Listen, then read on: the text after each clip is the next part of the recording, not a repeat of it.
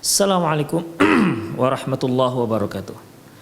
Innal hamdalillah nahmaduhu wa nasta'inuhu wa nastaghfiruh wa na'udzu billahi min syururi anfusina wa sayyiati a'malina may yahdihillahu fahuwal muhtadi wa may yudlil falan tajida lahu waliyyan mursyida.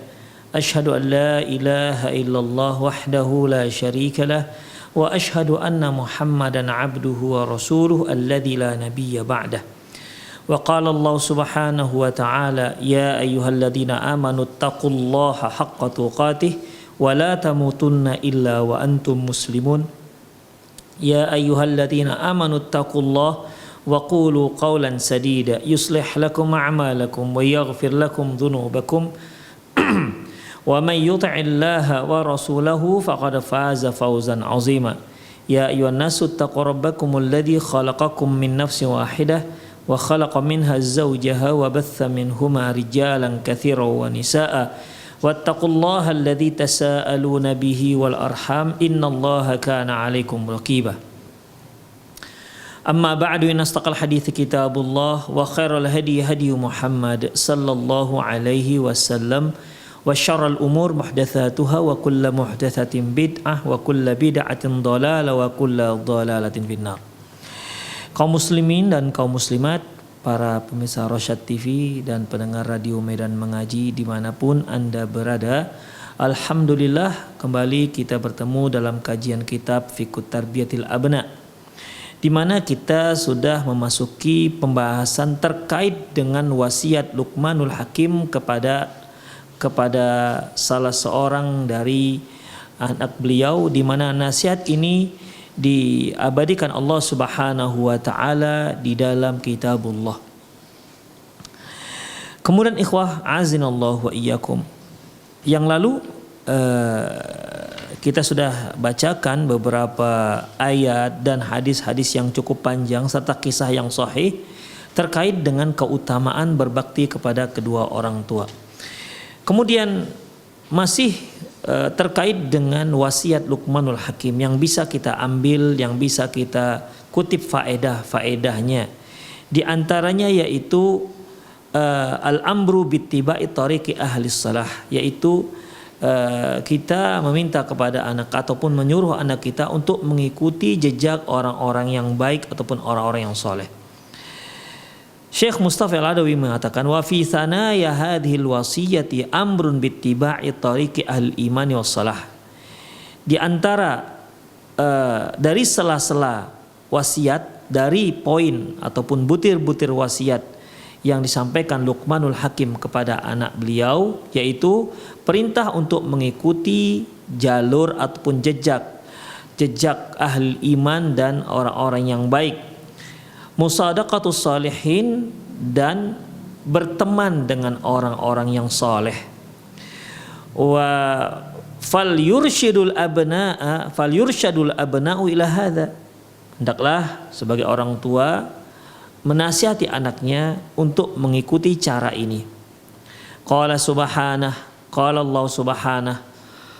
Allah subhanahu wa ta'ala berfirman, wattabi' sabila man anaba ilayya. Ikutilah jalur orang-orang, wattabi' sabila man anaba ilayya, ikutilah jalur orang-orang yang inabah kepada kami. Apa itu yang inabah kepada kami? Ai man raja'a ila tariqi wahtada bihudaya, yaitu orang yang kembali menapaki jalurku. Jadi ikhwah, orang-orang yang soleh itu adalah mereka yang berjalan di atas jalannya Allah Subhanahu wa ta'ala. Adapun orang-orang yang pelaku maksiat ataupun orang-orang yang sesat, mereka itu keluar dari jalur, sudah keluar dari jalan Allah Subhanahu wa ta'ala dan menapaki jalur-jalur yang lain. Karena jalur Allah Subhanahu wa ta'ala itu hanya satu, yaitu sirat al-mustaqim, jalan yang lurus. Di mana sebagaimana yang sudah kita bahas di kajian lalu, yang 2 kali kajian lalu, bahwasanya syaitan ataupun iblis dia sengaja duduk di tengah-tengah jalur yang lurus ini. Tujuan dia untuk membujuk, untuk menggoda orang-orang yang sedang berada di jalannya Allah ini agar mereka pergi meninggalkan jalan ini, agar mereka berpaling dari jalan ini dan mengikuti jalan-jalan yang lain.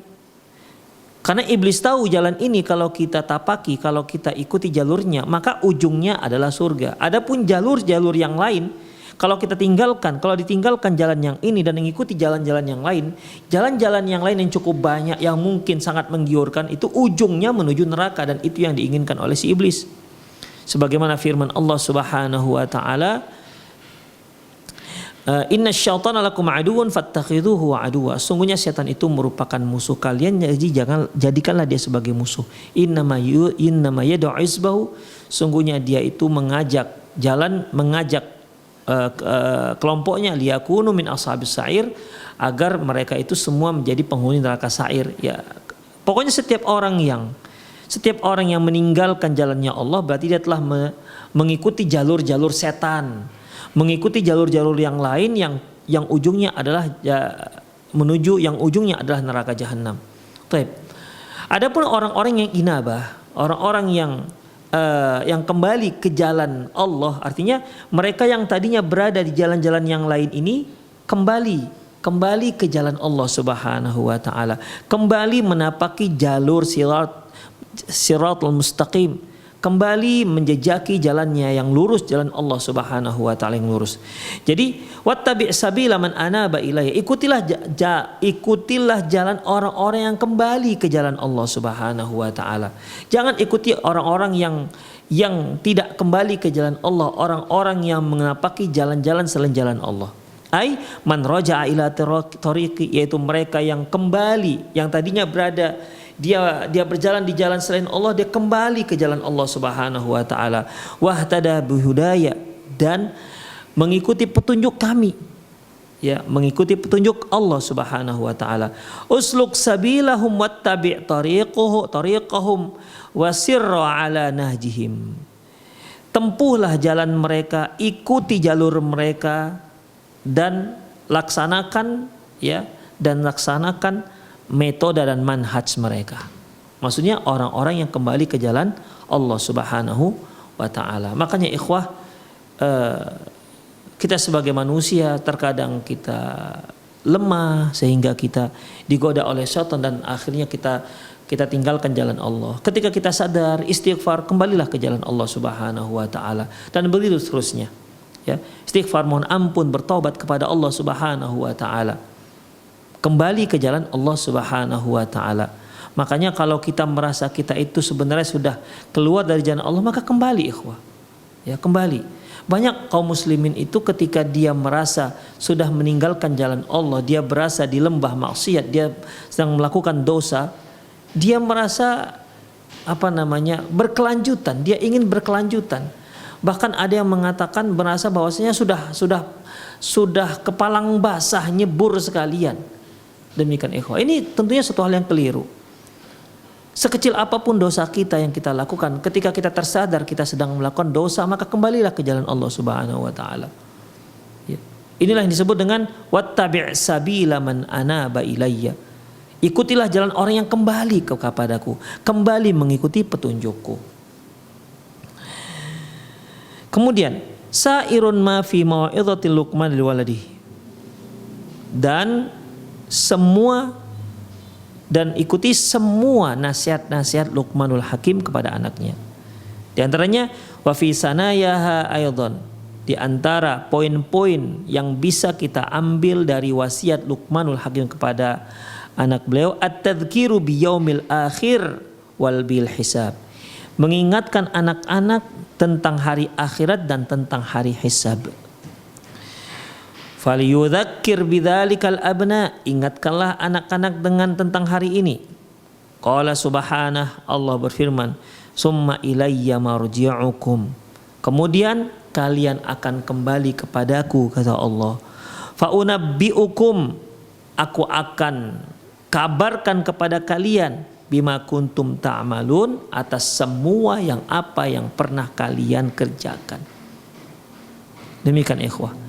Jadi setiap manusia ini kullu nafsim bima kasabat rahinah, Masing-masing orang bertanggung jawab atas apa yang dia lakukan. Semua perbuatan kita ditulis oleh malaikat kiraman katibin. Mereka menulis semua yang kita lakukan, termasuk ucapan-ucapan kita.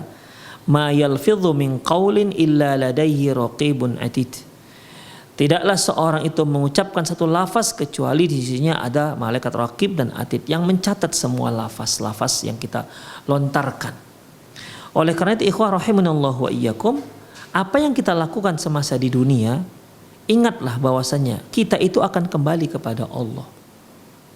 Oleh karena itu ketika ada orang yang meninggal, kita mengatakan inna lillahi, sesungguhnya kita itu milik Allah, wa inna ilaihi raji'un, dan sesungguhnya kita akan kembali kepada Allah Subhanahu wa taala.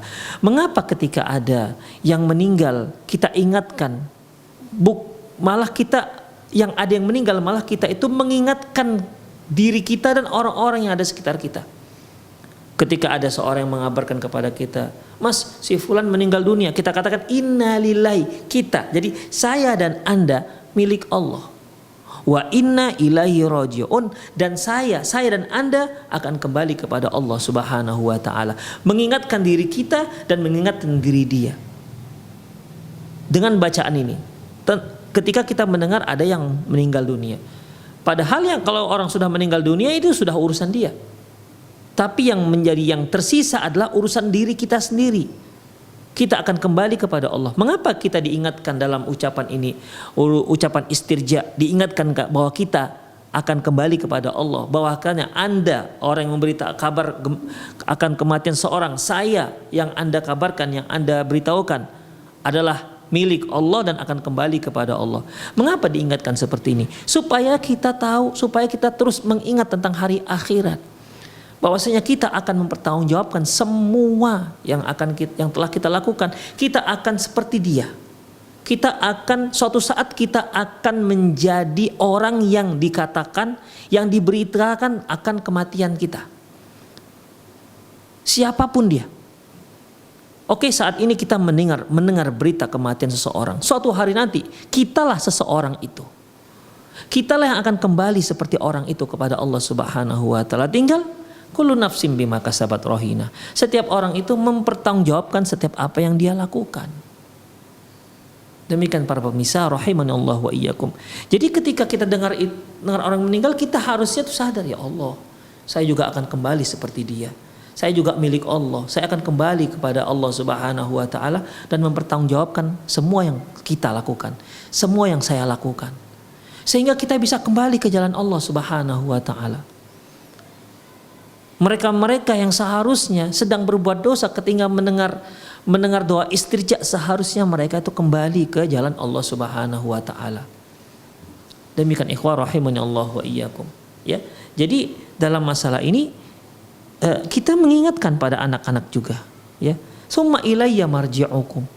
Sesungguhnya kepadaku kalian akan kembali. Ngapain kita kembali kepada Allah? Apa maksudnya? Kita mengingatkan diri kita dan orang yang memberikan kabar kepada kita bahwasanya kita akan kembali kepada Allah. Maksudnya apa? Kembali bagaimana maksudnya?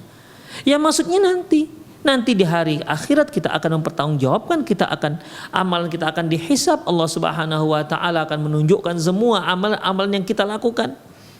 Fa unabbiukum bima kuntum ta'malun. Allah akan beritakan kepada kalian, Allah akan tayangkan kepada kalian semua yang kalian lakukan semasa di dunia.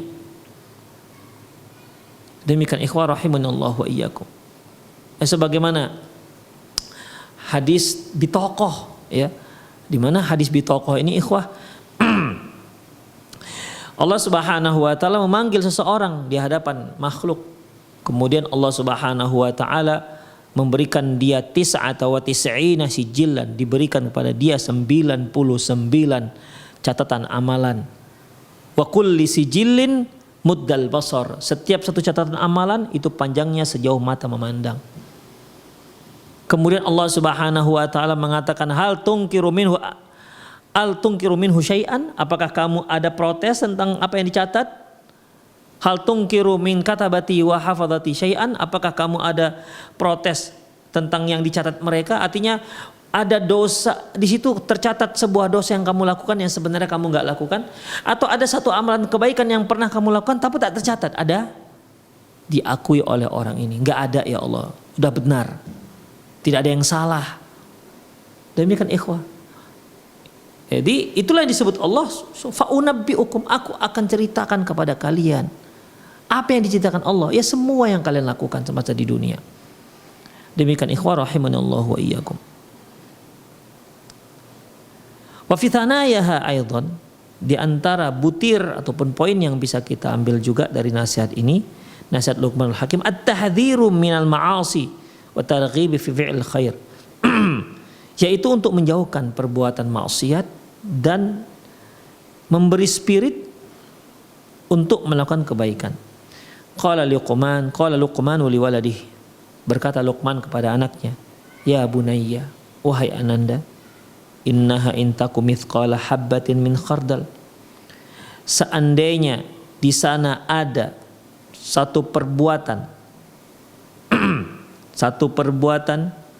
mithqala habbatin min khardal, di mana beratnya itu seberat biji sawi, fatakun fi sakhratin, di mana tempatnya itu berada fi sakhrah, berada di dalam batu, au fis samawat, atau di tempat di yang sebutir biji sawi yang sangat halus ini berada di suatu tempat di langit, au fil ardi, atau suatu tempat di muka bumi. Bayangkan ikhwah, bagaimana sangat kecilnya yang namanya biji sawi, kecil luar biasa. Kalau dia jatuh di ruangan kita di sini, kalau kita punya ruangan 5x5, kemudian terjatuh satu biji sawi, kita akan kesulitan untuk mencarinya. Konon lagi kalau ini dia berada di di satu tempat di langit atau di satu tempat di bumi. Namun Allah Subhanahu wa taala maha segalanya. Ya'ti bihallah, Allah akan datangkan biji sawi itu. Innallaha latifun khabir, sesungguhnya Allah Subhanahu wa taala latif, maha halus, khabir, maha pemberitahu. Taib. Fa qauluhu innaha, ucapan Luqmanul Hakim, wahai ananda, innaha, sesungguhnya dia. Apa yang maksud dia di sini? Apa yang dimaksud sesuatu yang beratnya sebesar biji sawi? Tadi kan Luqmanul Hakim mengatakan, wahai ananda, sesungguhnya sesuatu yang besar, yang besarnya sebesar biji sawi, dan dia berada di dalam batu, atau berada di satu tempat di langit sana, atau berada di satu tempat di muka bumi, Allah akan datang membawanya. Apa ini sesuatu ini? Qala jumhur mufassirin, mayoritas mufassir mengatakan innal murada biha al khati'ah. Maksudnya sesuatu di sini adalah dosa. Kalau ada dosa seorang anak Adam yang dia lakukan walaupun sebesar biji sawi, yang tempatnya entah di mana, yang dilakukan di suatu tempat yang sangat rahasia luar biasa, ya'ti bihallah, Allah akan catat, Allah akan beritakan kepada kita. Kita akan lihat itu tercatat dalam catatan amalan kita. Ai annal khati'ata mahma saghara hujumuha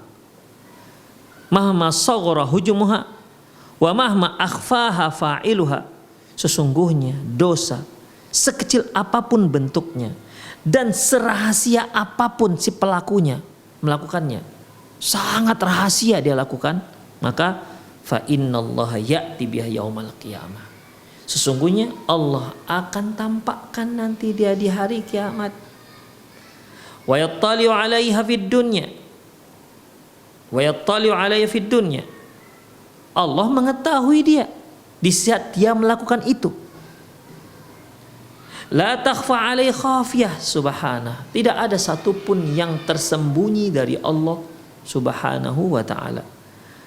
Falya'lam al-abna falyu'allim abna, ajarkan anak-anak hadza, perkara ini, wa ya'lamu qaulallah ta'ala, dan hendaklah mereka mengetahui Firman Allah Subhanahu wa taala, "Faman ya'mal mithqala dzarratin khairan yarah."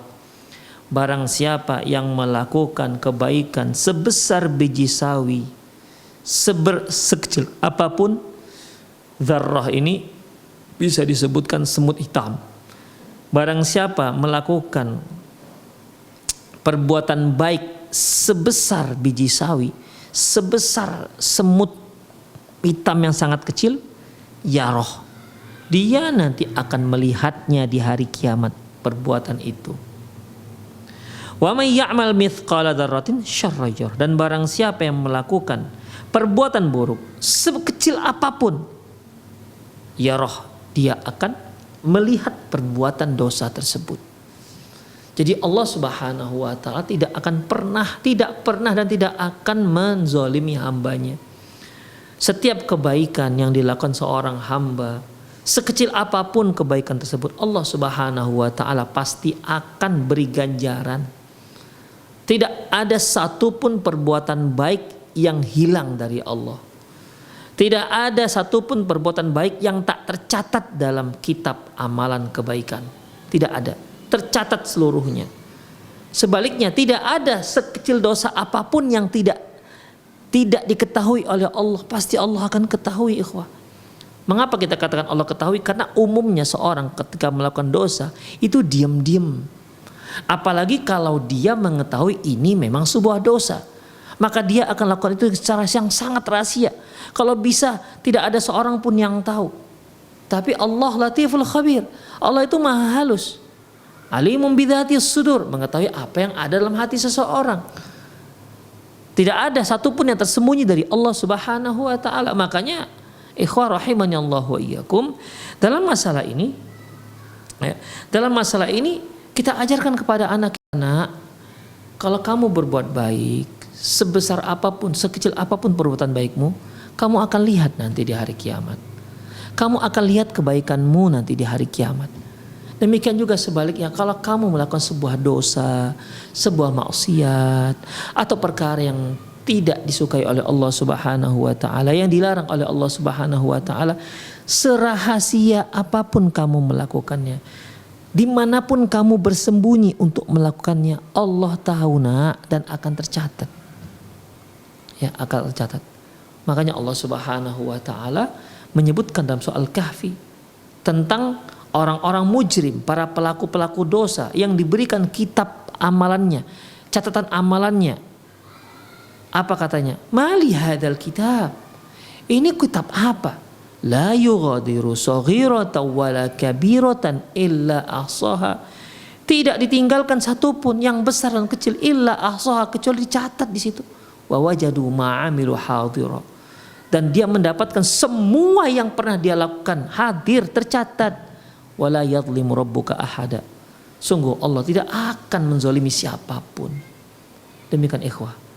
Oleh karena itu, ya, ini kan berarti akidah, masalah akidah yang kita ajarkan kepada anak-anak kita, supaya yang dia takut itu Allah Subhanahu wa taala, bukan orang tuanya, bukan ayahnya dan bukan ibunya, bukan gurunya, tapi dia takut kepada Allah Subhanahu wa taala.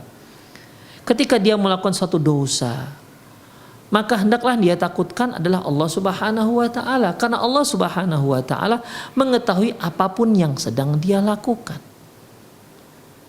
Kalau orang tuanya, dia takut kepada orang tuanya, maka kalau orang tuanya nggak ada, dia bisa melakukan kesalahan itu.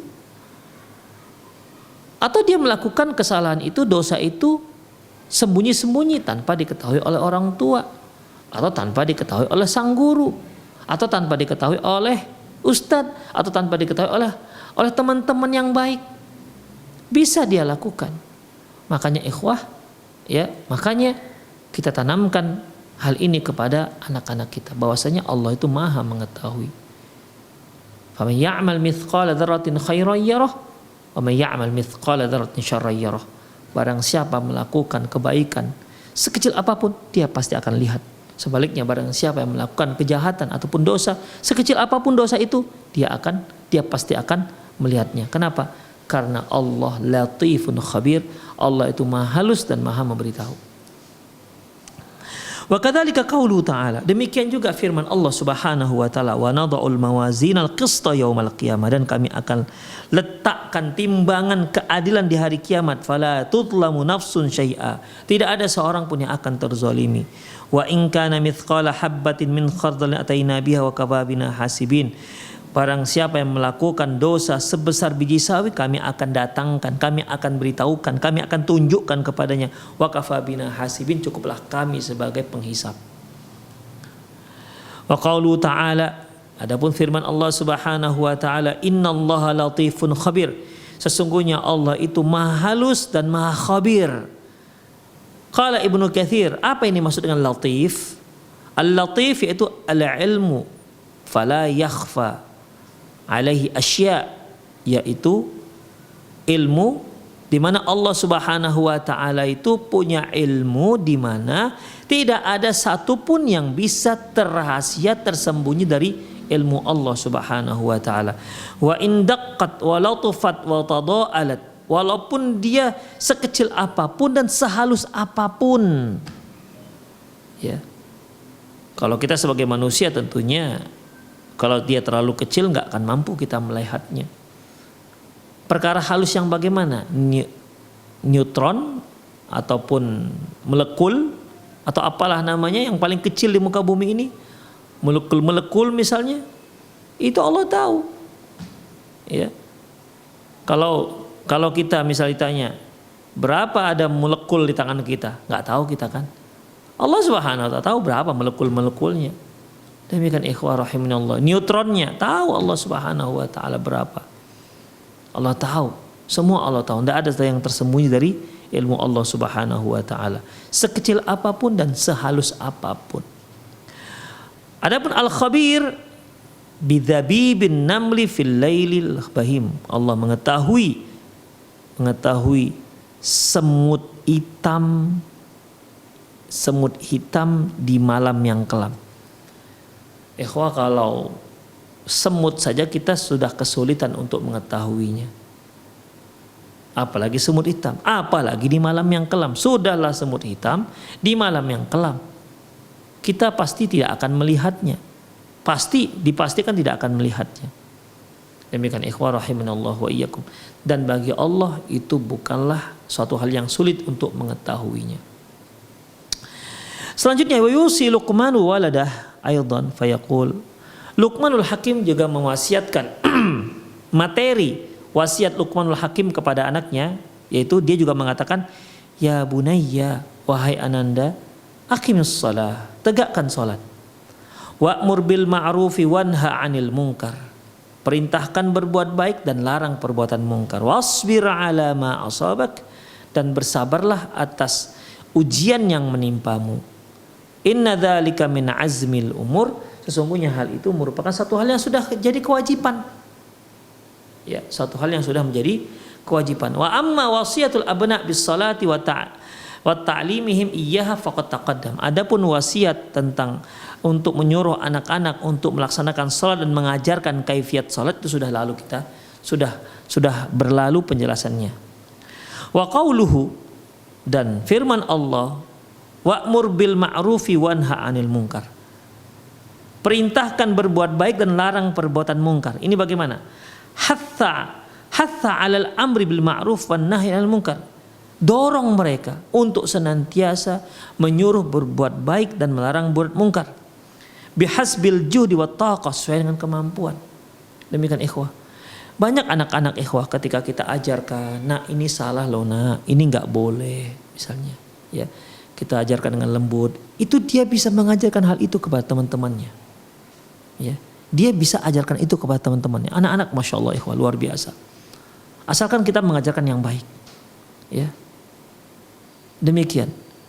Jadi ketika kita larang, nak jangan makan pakai tangan kiri, makan pakai tangan kanan. Mungkin dia bertanya, kenapa Umi kok makan pakai tangan kanan? Karena makan pakai tangan kiri itu syaitan. Oh setan. Demikian. Nanti dia kalau di kelas ya bersama teman-temannya, kalau dia lihat teman-temannya makan pakai tangan, jangan pakai tangan kiri, itu setan yang makan pakai tangan kiri, pakai tangan kanan. Demikian. Makanya ikhwah, Kita biasakan ketika kita nasihati anak-anak kita dengan nasihat-nasihat syariat misalnya. Kalau kita tahu hadis Rasulullah SAW, maka coba kita sebutkan hadis Rasulullah.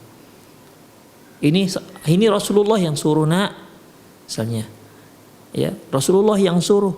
Jadi ketika dia pun melarang temannya makan pakai tangan kiri, dia pun akan katakan ini Rasulullah yang suruh.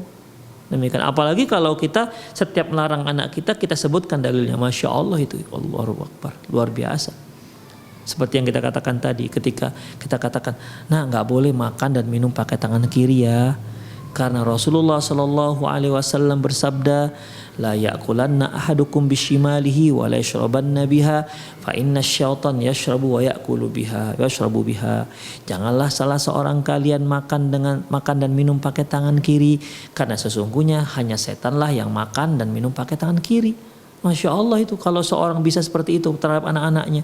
Dilarang anaknya ini, nah ini gak boleh anak, karena Rasulullah melarang begini. Allahu Akbar, itu luar biasa. Itu kecintaan si anak kepada Rasulullah itu luar biasa ikhwah. Karena setiap dia dilarang, ternyata yang larang dia bukan orang tuanya, tapi adalah Rasulullah Sallallahu Alaihi Wasallam. Ya. Dia akan ingat itu ikhwah, oh ini Rasulullah yang larang. Nanti pada satu hari ketika dia mulai belajar hadis, fokus terhadap hadis, ini sudah lama saya dengar. Tinggal mengulang-ulang, sudah lama dengar dari abi saya, dari ummi saya. Demikian ikhwah. Dia pun lebih mudah untuk mengamalkannya dan dia pun lebih mudah untuk menghafalnya. Kenapa? Dia sudah amalkan itu sehari-hari. Makanya para ulama-ulama kita dahulu, cara mereka menghafal hadis itu bagaimana? Dengan mengamalkannya. Ya. Cara mereka menghafal hadis dengan mengamalkannya. Taib hatha 'alal amri bil ma'ruf wan nahy 'anil munkar. Dorong mereka untuk menyuruh berbuat ma'ruf dan melarang berbuat munkar sesuai dengan kemampuan mereka. Ya, kalau dia anak-anak ya sesuai dengan kemampuan keanak-anakannya, dengan uslub anak-anaknya, dengan cara anak-anaknya. Kama qala Nabi sallallahu alaihi wasallam, berdasarkan sabda Nabi sallallahu alaihi wasallam, man ra'a minkum munkaran falyughayyirhu biyadihi. Barang siapa di antara kalian yang melihat kemungkaran, dia rubah dengan tangannya. Artinya kalau dia punya kuasa, gunakan kuasanya itu untuk menghilangkan kemungkaran. Gunakan wewenang dia untuk menghapus kemungkaran. Kalau dia seorang bupati, dia harus berupaya untuk menghilangkan kemungkaran yang ada dalam wilayah dia. Kalau dia seorang lurah, kepala desa, dia harus berupaya untuk menghilangkan semua kemungkaran-kemungkaran yang di bawah yang dilakukan masyarakatnya. Kalau ternyata dia tahu di situ ada sebuah kemungkaran, kemudian dia diamkan saja, dia akan bertanggung jawab di hadapan Allah Subhanahu wa taala. Dia akan ditanya oleh Allah Subhanahu wa taala. Kecuali kalau dia nggak tahu ya. Atau beda lagi kalau dia nggak mau tahu. Beda orang yang nggak tahu dengan nggak mau tahu, nggak peduli. Maka dia akan ditanyai pertanggungjawabannya di hadapan Allah Subhanahu wa taala. Semakin tinggi jabatan seseorang, maka semakin besar tanggung jawabnya di hadapan Allah Subhanahu wa taala. Lurah dengan camat lebih luas areal kekuasaan camat. Naik jadi wali kota, lebih luas lagi jadi gubernur, lebih luas lagi jadi menteri, lebih luas jadi presiden. Masya Allah. Makanya jadi presiden ikhwah, seorang yang menjadi presiden, kalau dia tahu di negaranya itu ada perbuatan mungkar, tetapi dia diam saja, maka dia disebut dengan syaitan al-akhras. Dia adalah setan yang bisu. Demikian ikhwah. Dan Allah Subhanahu wa taala akan meminta pertanggungjawabannya nanti. Bayangkan seberapa besar yang harus dipertanggungjawabkan. La ilaha illallah. Berat sebenarnya ikhwah jadi pemimpin masyarakat, berat. Wong kita memimpin anak-anak dan satu istri aja terkadang pening kepala. Karena tugas kita ku anfusakum wa ahlikum nar, selamatkan dirimu dan keluargamu dari api neraka. Wong kita saja sebagai kepala rumah tangga belum tentu selamat dari api neraka. Kita memohon sehabis-habisnya pada Allah, mohon habis-habisan pada Allah. Kita untuk kita sendiri, tapi apapun ceritanya, kita diwajibkan oleh Allah untuk menyelamatkan dirimu, keluargamu dari api neraka. Enggak ada kata tidak. Demikian. Apalagi kalau dia harus menyelamatkan masyarakatnya dari api neraka. Dia harus memberantas, memberangus semua kemungkaran-kemungkaran yang ada di negaranya. Karena dia seorang presiden, pimpinan satu, yaitu pimpinan negara. Jika ada kemungkaran yang dia biarkan, dia tahu dia biarkan, Masya Allah, la ilaha illallah, na'udzubillah min dzalik. Allah Subhanahu wa ta'ala akan minta pertanggungjawabannya. Sulit memang. Ya, jadi bukan mudah jadi kepala rumah, kepala negara, jadi kepala provinsi, jadi kepala desa, bukan mudah, ikhwah. Makanya para kaum muslimin yang menduduki jabatan-jabatan ini jangan dilihat hanya fulusnya. Jangan dilihat posisinya, tingkat sosialitanya di tengah-tengah masyarakat. Jangan lihat hanya itu. Lihat tanggung jawab Anda kepada Allah Subhanahu wa taala. Anda akan dihadirkan di depan mahkamah Allah Subhanahu wa taala yang akan disaksikan semua makhluk. Demikian ikhwah. Makanya dalam masalah ini, ya, man ra'a minkum munkaran falyughayyir biyadi. Barang siapa di antara kalian melihat kemungkaran, dia berangus, dia berantas dengan kuasanya. Ini wajib, falyughayyir, wajib dia lakukan kalau di bawah kuasanya. Kalau seorang suami melihat istrinya keluar rumah tak tutup aurat, dia wajib merubahnya, ya, karena dia di bawah, si istri di bawah kuasanya. Si istri berada di bawah kuasa sang suami. Gak bisa dia lihat, ya udah dikasih tahu tapi nggak mau juga, nggak bisa, itu bukan penyelesaian. Demikian dinasihati terus, nasihati terus begitu ikhwah. Ya, tidak bisa hanya sekali dua kali, dek janganlah dek keluar rumah nggak pakai jilbab, sekali dua kali, yang ketiga kali sudah nggak, udah aku kasih tahu gimana lagi. Oh nggak bisa seperti itu ikhwah, belum selesai itu. Demikian ikhwah. Demikian juga kalau ada anak gadisnya yang keluar rumah ataupun anak yang nggak sholat misalnya. Oh itu akan ditanya oleh Allah Subhanahu wa ta'ala. Si ayah akan ditanya, kenapa anakmu gak sholat? Demikian, karena dia, anak dan istri itu berada di bawah kuasa kita. Kok bisa anak kita gak sholat tuh gimana ceritanya? Wong bapaknya sholat, emaknya sholat, anaknya kenapa bisa gak sholat? Apa gak diajarkan? Itu semua nanti akan diinterogasi oleh Allah Subhanahu wa ta'ala. Demikian ikhwah. Fa illam yastati' fa bilisani. Kalau dia lihat kemungkaran yang tidak berada di bawah kuasa dia, falyughayyir bi bilisani.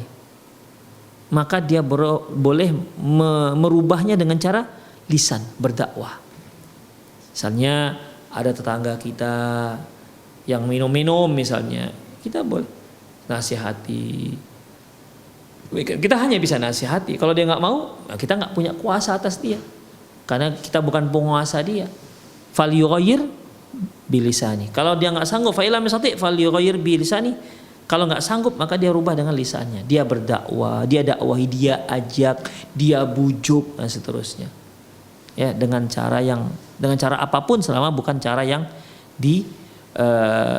dilarang oleh syariat.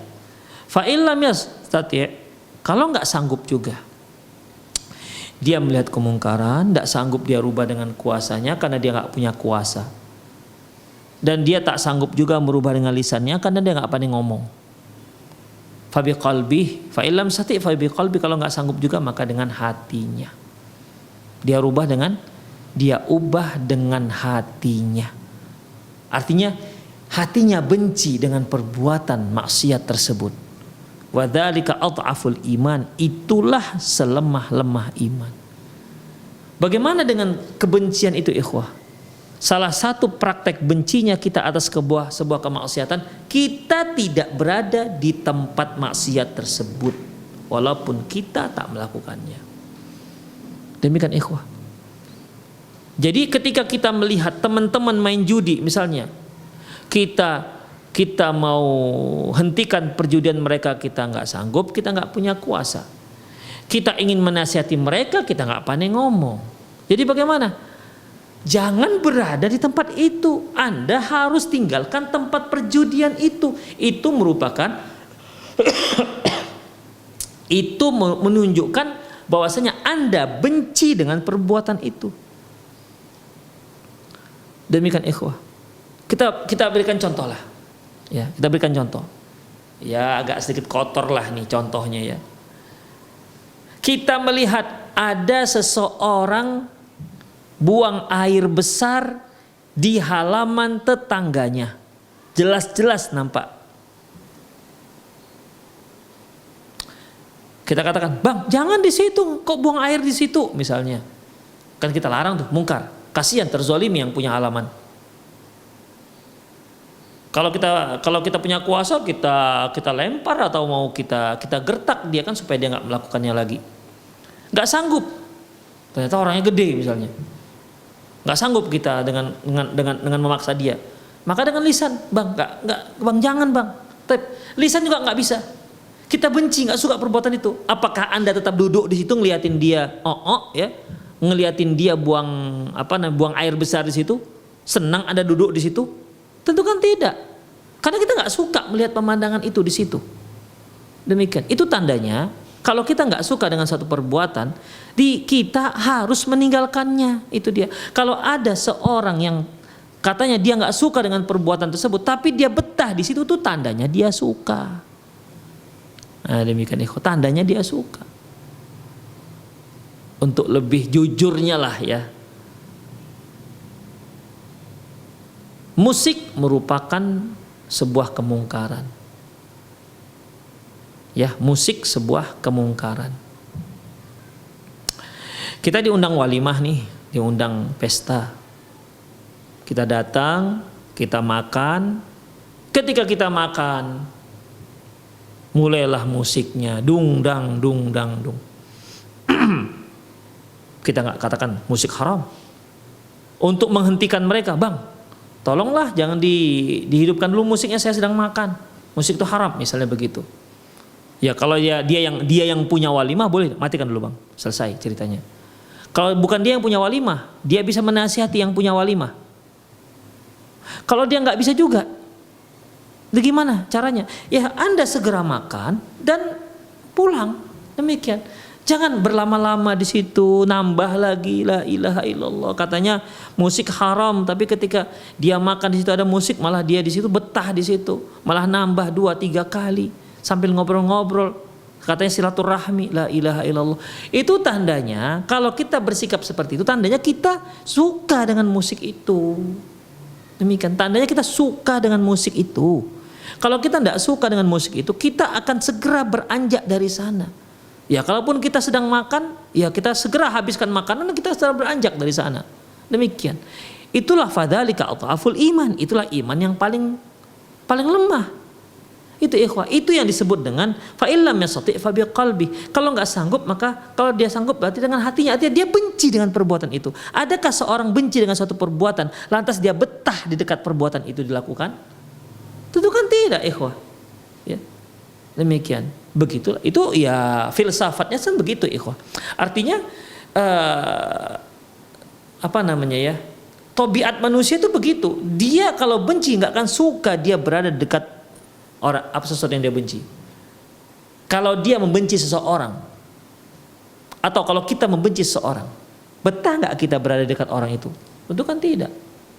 Demikian, ikhwah. Itu tabiat hati itu begitu. Fa illam yastati fa biqalbi. Kalau dia nggak bisa merubah dengan kuasanya, nggak bisa merubah dengan lisannya, maka dengan hatinya. Bagaimana? Dia harus beranjak-anjak kaki, angkat kaki dari tempat kemungkaran itu.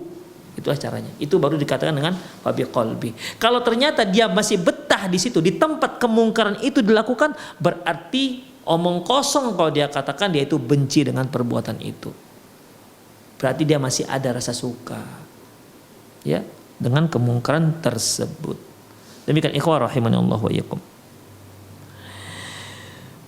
Fala yu'lama aulada fiqhal amri bil ma'ruf wan nahyil munkar. Ajarkan kepada anak-anak fikih tentang amar ma'ruf nahi munkar.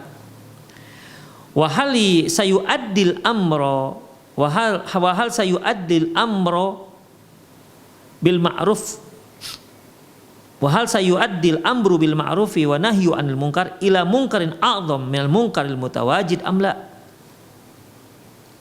Ketika kita mengajarkan alhamdulillah.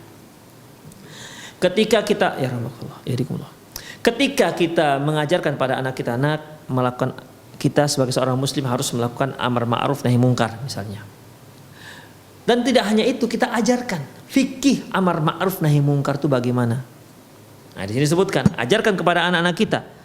Apakah ketika kita menyuruh berbuat ma'ruf ataupun melarang berbuat mungkar itu akan menyebabkan munculnya kemungkaran yang lebih besar daripada kemungkaran yang dia lihat ataukah tidak? Ya. Misalnya nih, kita melihat sebuah kemungkaran. Ya, kita melihat sebuah kemungkaran. Kita contohkan buat melihat sebuah kemungkaran berupa seorang yang main judi. Misalnya nih ya, atau sedang mabuk-mabukan. Kita ingin melarang dia melakukan menghentikan mabuk tersebut. Tapi kita khawatirkan ini kalau kita berangus ataupun kita hentikan mabuk mereka akan pindah kemungkaran yang lain, pada kemungkaran yang lain yang lebih parah. Seperti udahlah kalau kita nggak usah mabuk, udah kita jadi begal aja misalnya. Muncul kemungkaran lebih parah. Kalau dia mabuk, dia merusak diri sendiri. Tapi kalau dia menjadi begal, dia merusak orang lain. Seperti Ibnu Taimiyah rahimahullah ketika dia berjalan bersama murid-muridnya, di mana di situ mereka berpapasan dengan tentara Tatar yang mabuk-mabukan. Murid-muridnya mengatakan, ya Syekh, kenapa Anda nggak larang mereka berbuat menghentikan perbuatan itu?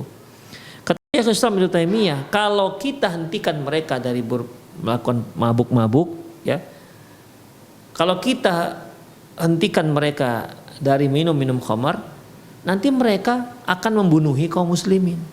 Lebih parah lagi, makanya udahlah biarkan saja. Nah, demikian ikhwah rahimahullah. Jadi itu namanya fikih amar ma'ruf nahi mungkar. Apabila kita melarang sebuah kemungkaran mengakibatkan munculnya kemungkaran yang lebih besar, maka fa in kana hunaka mungkarun a'zam sayahdutsu fahina idzin yu'ajjal amrul ma'ruf yu'ajjal al-amru wan nahi ila waqtin tatahaqqa fihi maslahah ma in idami au ma'a akhaffi ad-darar. Kalau ternyata dengan menyuruh berbuat ma'ruf dan melarang berbuat mungkar akan muncul kemungkaran yang lebih besar, maka ditunda dulu amar ma'ruf nahi mungkarnya hingga pada waktu di mana maslahatnya lebih besar atau kemungkaran yang mungkin muncul lebih kecil dibandingkan kemungkaran yang sedang mereka lakukan. Nah, demikian ikhwan, itulah fikih amar ma'ruf nahi mungkar. Walihada fikhu yang bagi walihada al-fiqh yang bagi ayyu'allam ayyufaham fallahu la yuhibbul fasad. Dengan fikih ini hendaklah seorang tua itu mengajarkan dan memahamkan anak-anaknya, dan sesungguhnya Allah tidak mencintai kerusakan. Demikian ikhwah rahimani Allah wa iyyakum. Ya, jadi dalam amar ma'ruf nahi mungkar itu kita ajarkan pada anak-anak kita juga bagaimana fikihnya, ya, bagaimana fikihnya. Demikian ikhwah, itu sajalah kajian kita pada sore hari ini, ya, semoga bermanfaat. Aku qouli hadza wa astaghfirullah li wa lakum wa lisairil muslimin innahu wal ghafurur rahim. Bagi para pemirsa yang ingin bertanya, Anda boleh hubungi langsung nomor yang sudah tertera di layar televisi Anda, atau juga boleh kirimkan pertanyaan Anda melalui via WhatsApp, atau juga langsung ke nomor saya ini di 0895 6113 27778 0895 6113 0895 613 27779. Baik, kita lihat. Assalamualaikum warahmatullahi wabarakatuh. Pak Ustadz, saya mau tanya, kalau sholat sendiri fardu harus iqomah enggak Pak Ustadz? Allahu a'lam bishawab, ya. Kalau sholat sendiri, karena ikhwah baik adzan maupun qomat itu kan pengumuman. Ya, pengumuman. Kalau adzan pengumuman masuknya waktu sholat. Kalau qomat itu mengumumkan akan didirikannya sholat. Jadi apakah harus qomat? Allahu a'lam bissawab. Kalau kita lihat fungsi daripada adzan dan qomat itu sendiri, berarti tidak perlu adzan dan qomat. Seharusnya begitu. Namun ada sebuah hadis di mana Rasulullah Shallallahu Alaihi Wasallam menceritakan tentang seorang pengembala, dia masuk waktu sholat dan dia adzan, padahal tidak ada orang lain selain dia. Berarti ikhwah, Allahu a'lam bissawab ya, tetap qomat ya, tetap qomat. Demikian. Sebagaimana tadi dia berada di padang pasir atau di tanah lapang, dia sendirian bersama kambing-kambing dia adzan ya, dia adzan padahal dia nggak ada orang lain di sana. Tidak ada orang lain di sana kecuali dia. Berarti ketika dia mau sholat juga disunahkan untuk qomat. Allahu a'lam bishawab.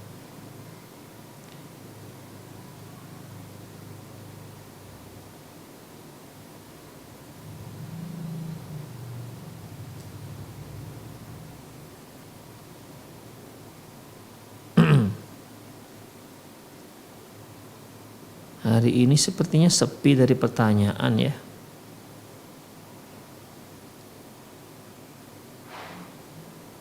Taib. Assalamualaikum, saya mau tanya tentang suami saya yang menikah tanpa sepengetahuan saya. Apakah pernikahannya sah atau tidak? Dari Ibu Nurningsih dari Papua Barat, Kabupaten Teluk Bintuni, Distrik Babo. Ikhwah, terutama para ummahat ya, yang suaminya menikah lagi, tidak ada persyaratan izin istri ketika seorang suami menikah lagi. Dalam syariat Islam tidak ada persyaratan syarat sah nikah kedua harus izin seorang istri ataupun istri pertama. Jadi dalam syariat kita, apabila seorang suami menikah lagi dengan istri yang kedua, ya, menikah lagi berpoligami dan tidak diketahui oleh istri yang pertama, maka pernikahannya sah. Ya, pernikahan sah ya selama syarat-syarat sahnya akad pernikahan dia penuhi, seperti ada mahar, seperti ada wali, ya, wali si perempuan, walinya yang menikahkannya. Demikian ikhwah. Ya, ada perempuannya, ada mempelai perempuannya, ada mempelai laki-lakinya juga tentunya ya. Allahu a'lam bishawab. Jadi intinya ya sah pernikahannya jika syarat sah pernikahan sudah terpenuhi. Dan tidak ada di situ syarat sahnya harus ada izin dari istri yang pertama. Itu kalau kita tinjau dari syariat Islam. Namun kalau dikaitkan dengan hukum kepemerintahan, peraturan pemerintah, maka pemerintah tidak akan menikahkan seorang laki-laki dengan istrinya yang kedua, kecuali kalau si istri sudah memberikan izin secara tertulis. Demikian ikhwah. Makanya kalau ada yang menikah lagi, resminya itu ikhwah, bukan surat nikah tembak ya. Karena ada istilahnya ditembak, bayar sekian keluarlah surat nikah. Enggak begitu. Maksudnya resminya yang secara yuridis formalnya ya, kantor mahkamah agama, kantor urusan agama, mereka akan memanggil istri pertama dan akan mediasi, betul ini, akan ditanya, betul ibu memberikan izin pada suami ibu untuk menikah lagi, begitu. Kalau ternyata benar, maka si istri harus mengeluarkan pernyataan izin. Itu satu persyaratannya. Yang kedua yaitu slip gaji sang suami. Lampirkan berapa gajinya. Yang ketiga yaitu aset yang dia miliki pada saat itu berapa. Dihitunglah asetnya, rumahnya, tanahnya, kendaraannya, semua dihitung. Dah. Nah, dengan 3 surat inilah nanti kantor urusan pengadilan agama akan mengeluarkan memo bahwasanya memo perintah pada tuan kadi setempat untuk menikahkan laki-laki tersebut untuk pernikahan yang kedua. Itu yang setahu saya persyaratannya yang pernah dilakukan oleh seorang ikhwah ya, melakukan secara resmi. Itu dia. Demikian ikhwah rahimanallahu wa iyyakum. Tanpa ada surat persetujuan dari istri pertama, maka kantor urusan pengadilan agama tidak akan mengeluarkan memo perintah pembolehan tuan kadi untuk menikahkan mereka. Demikian. Tapi kalau dalam syariat kita dibolehkan, walaupun tanpa persetujuan istri pertama. Hanya saja, bukankah Allah Subhanahu wa taala mengatakan wa ashiruhunna bil ma'ruf, bergaulah dengan istrimu dengan cara yang terbaik, dan meminta izin dengan sang istri ya. Kalau itu memang memungkinkan, maka meminta izin itu akan lebih baik untuk menghindari hal-hal yang tidak diinginkan. Ya, makanya para suami-suami yang ingin menikah lagi, cobalah bujuk istrinya, ya, berdiskusi dengan istrinya, mengapa dia kepingin nikah lagi, apa alasannya, demikian, sehingga istrinya bisa memberikan izin atau apa syaratnya. Kalau syaratnya yang dia katakan ini rumah harus dikasihkan untuk dia sama dia, kasihkan rumahnya. Nah, demikian apa yang dia inginkan. Demikian ikhwah. Ya. Jadi dengan cara seperti itu dia bisa dengan melapang-lapangkan dadanya. Ya. Karena untuk lapang dada membiarkan suami nikah lagi agak sulit, melapang-lapangkan dadanya untuk menikah lagi. Demikian ikhwah rahimanallahu wa iyyakum. Allahu a'lam bishawab. Ustadz, apakah ada hadis atau dalil tentang diharamkannya musik? Masya Allah. Assalamualaikum warahmatullahi wabarakatuh. Izin bertanya Ustadz, ketika sholat subuh ana dapati imam lupa dalam melakukan doa kunut. Sebagaimana beliau sering melakukan doa kunut ketika sholat subuh. Lalu di akhir sholat beliau melakukan sujud sahwi. Lalu bagaimana dengan kami sebagai makmum, apakah ikut sujud sahwi? Atau bagaimana ya Ustadz? Jazakumullah khair. Ikhwah rahimanallahu wa iyyakum. Allahu a'lam bishawab. Sujud sahwi kunut itu kalaupun dalam mazhab Syafi'i memang disunahkan untuk kunut di setiap salat subuh, namun dia itu tidak rukun dan juga tidak menjadi wajib salat. Makanya kalaupun dia lupa tidak perlu sujud sahwi.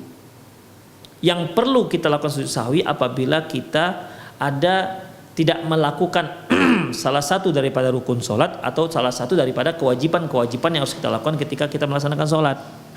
Demikian ikhwah. Tapi kalau kita lupa tidak melakukan sunnahnya, misalnya ketika kita baca surat di situ ada sujud tilawahnya, kita tadinya ingin lakukan sujud tilawah tapi lupa, kita lanjut aja, maka nggak perlu sujud sahwi. Ya, maka tidak perlu sujud sahwi. Allahu a'lam bishawab. Baik. Lantas bagaimana kalau imamnya sujud sahwi? Kalau imam sujud sahwi, maka makmum wajib sujud sahwi. Karena Rasulullah sallallahu alaihi wasallam mengatakan, "Innama ju'ilal imam liyu'tamma bihi." Sesungguhnya imam itu dijadikan untuk diikuti. Idza kabbara fakabbiru. Apabila dia bertakbir, maka bertakbirlah kalian. Wa idza raka'a farka'u. Apabila dia rukuk, maka rukuklah kalian. Demikian ikhwah. Dan kalau kita lihat praktek sujud sahwi itu kan ada komando untuk sujud, bangkit lagi, takbir lagi, sujud lagi, takbir lagi, itu kan komando. Dan ini komando seperti ini tidak bisa disisihi oleh makmum. Dia wajib untuk ikut. Ya, dia wajib untuk ikut. Demikian. Makanya walaupun si makmum meyakini bahwasanya tidak ada kunut pada waktu salat subuh, maka dia boleh. Allahu a'lam bishawab, saya melihatnya boleh dia nggak kunut. Ya, boleh dia nggak kunut. Kalau dia melihat bahwasanya kunut itu bid'ah. Kalau dia melihat bahwasanya kunut subuh itu bid'ah, boleh dia nggak ikut. Tetapi kalau sujud sahwi itu kan udah komando, ruku sujud, duduk lagi, sujud lagi, maka dia wajib untuk ikut. Makanya ya sekali lagi walaupun dia melihat tidak adanya kunut subuh, kunut pada waktu sholat subuh, namun jika ternyata si imamnya melakukan sujud sahwi, maka makmum wajib untuk ikut melakukan sujud sahwi. Dalilnya innama ju'ilal imam liyutamma bihi. Imam itu diikuti, dijadikan, ditetapkan untuk diikuti. Allahu a'lam bissawab. Ikhwah, itu saja kajian kita pada sore hari ini, semoga bermanfaat ya. Demikian aku qauli hadza wa astaghfirullah li wa lakum wa lisal muslimin innahu huwal ghafurur rahim. Kita akhiri dengan doa kafatul majlis. Subhanakallahumma wa bihamdik asyhadu an la ilaha illa anta astaghfiruka wa atubu ilaik. Wa sallallahu ala nabiyina Muhammad wa ala alihi wa ashabihi ajma'in. Wa akhiru da'wana alhamdulillahirabbil alamin. Assalamualaikum warahmatullahi wabarakatuh.